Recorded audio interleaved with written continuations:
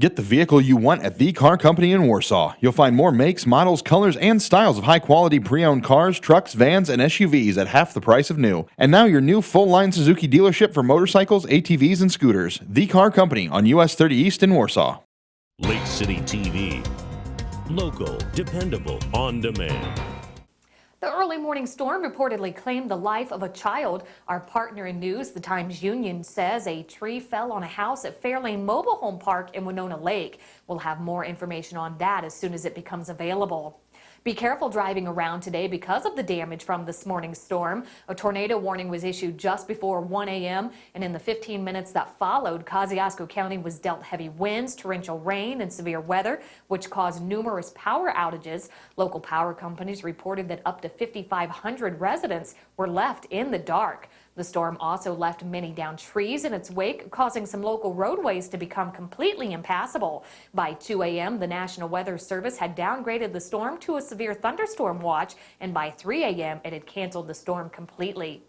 The League of Women Voters of Indiana is urging everyone to make sure their voter registration is up to date in time for the fall elections. The League says it's hoping to improve on voter turnout for the May 6th primary when only 13% of registered voters went to the polls. It's asking residents who aren't registered to vote to do so before October 6th so they'll be eligible to vote on November 4th.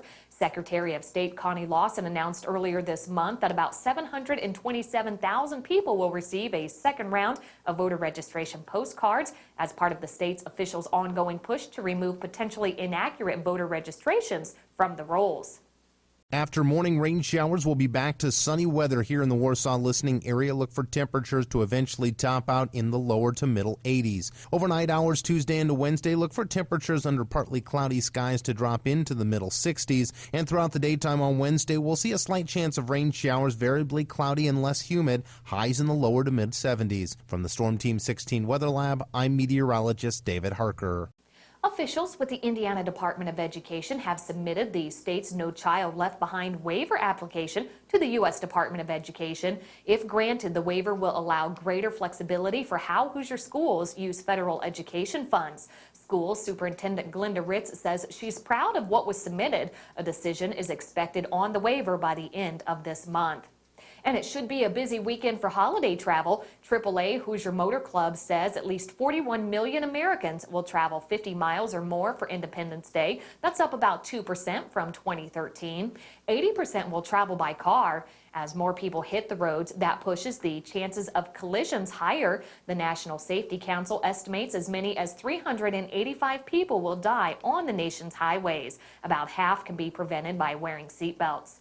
From Lake City TV, I'm Terry Armstrong. Have a great afternoon.